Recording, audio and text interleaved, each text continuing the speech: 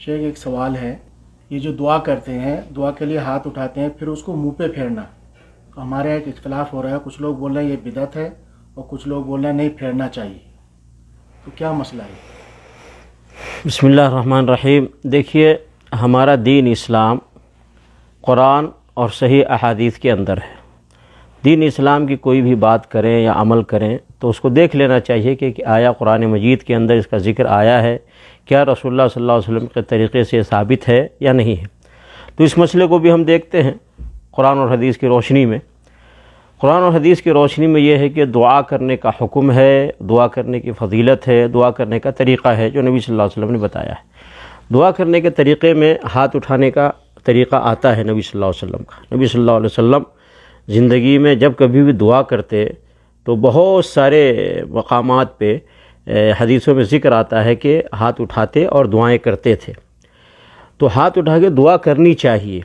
لیکن دعا کرنے کے بعد جو لوگ ایسے منہ پھیر لیتے ہیں، منہ پہ پھیر لیتے ہیں، اس کا ذکر حدیثوں میں کہیں نہیں آیا ہے،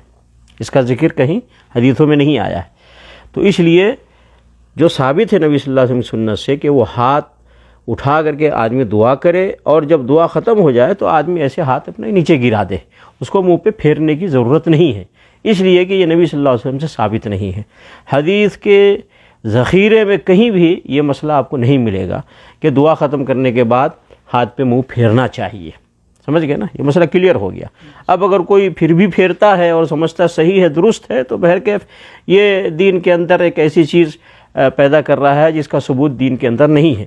جب آدمی کو معلوم ہو جائے کہ صحیح کیا ہے اس کو عمل کرنا چاہیے، اور جو معلوم ہو جائے غلط ہے اس کو چھوڑ دینا چاہیے۔ تو بہرکیف دعا کے بعد ہاتھ نہیں پھیرنا چاہیے۔ اب یہاں پہ ایک اور چیز وضاحت کر دوں، ہاتھ پھیرنے کا ذکر ہے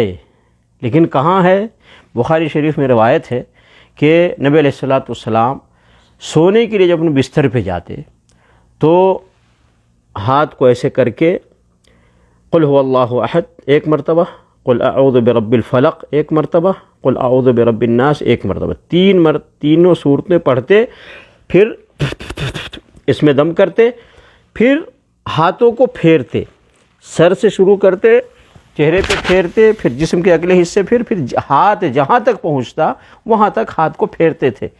تو اس جگہ پر ہاتھ پھیرنے کا ذکر آیا ہے،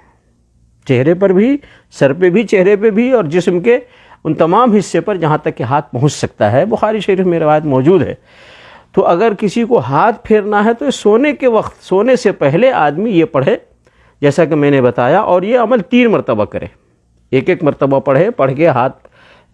پھونکے، اور پھر اس کے بعد پورے جسم پہ مل لے، سر سے شروع کرے، پھر چہرے سے، اور پورے جسم میں، پھر دوسری بار پڑھے، پھر تیسری بار پڑھے، اور تینوں مرتبہ ہاتھ میں دم کر کے یا پھونک کر کے پھر اس کے بعد اپنے جسم پہ مل لے۔ تو اس جگہ پر سونے سے پہلے آدمی پڑھ کے دم کر کے چہرے پہ اور منہ پہ اور سر پہ پھیرے، جسم پہ پھیرے۔ یہاں ذکر آتا ہے ہاتھ پھیرنے کا، لیکن عمومی طور سے دعائیں کرتے ہیں لوگ، اور اس وقت جو ہاتھ اٹھا کے دعا کرتے ہیں اور پھر اس کے بعد دعا ختم کرنے کے بعد وہ منہ پہ پھیرتے ہیں، اس کا ذکر قطعاً کہیں نہیں ہے حدیث شریف کے اندر، اس لیے اس پر عمل نہیں کرنا چاہیے۔ اور اگر کہیں عمل ہو رہا ہے، چاہے وہ مولوی صاحب کر رہے ہیں یا امام صاحب کر رہے ہیں، مفتی صاحب کر رہے ہیں، تو خود ان کو پہلے چھوڑنا چاہیے، اور پھر مسلمانوں کو بھی، عوام کو بھی، مقتدیوں کو بھی بتانا چاہیے کہ بھائی ہاتھ مت پھیرو، ہاتھ اٹھا کے دعا کرو، دعا ختم ہو جائے ہاتھ نیچے گرا لو، آپ کی دعا ختم ہو گئی۔